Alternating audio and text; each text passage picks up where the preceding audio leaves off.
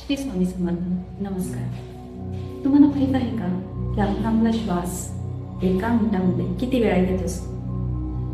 थोडक्यात हे सांगते. आपण जेव्हा बसलेलो असतो, नॉर्मली आपण जेव्हा बसलेलो असतो तेव्हा एका मिनिटामध्ये 12 वेळा आपण श्वास घेत असतो.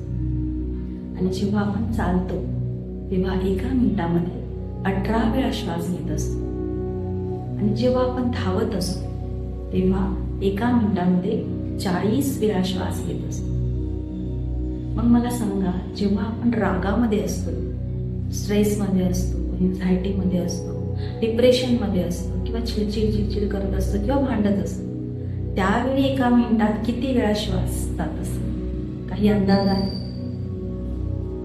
तर एका मिनिटामध्ये त्यावेळी जेव्हा आपण रागात असतो, चिडचिड करत असतो, भांडण करत असतो, स्ट्रेस, एन्झायटी, डिप्रेशनमध्ये असतो, त्यावेळी एका मिनिटामध्ये 72 वेळा आपला श्वास आपण संपवत असतो. 72 वेळा आपण आपला श्वास घेत असतो आणि सोडत असतो. मग विचार करा की आपण आपला श्वास ती संपवतोय कशासाठी? आपण आपल्या श्वासावरती कंट्रोल करणं गरजेचं आहे. आपला श्वास हेच आपलं जीवन आहे. आपली आत्मशक्ती, आपली प्राणशक्ती म्हणजे आपला श्वास आहे. मग आपल्या श्वासाला कंट्रोल कसे करायचे?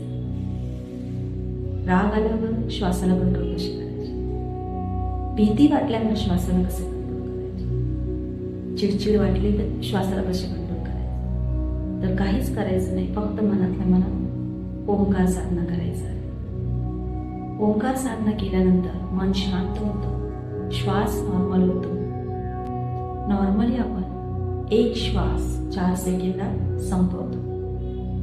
मग आपल्याला सेकंद वाढवायचे आहे.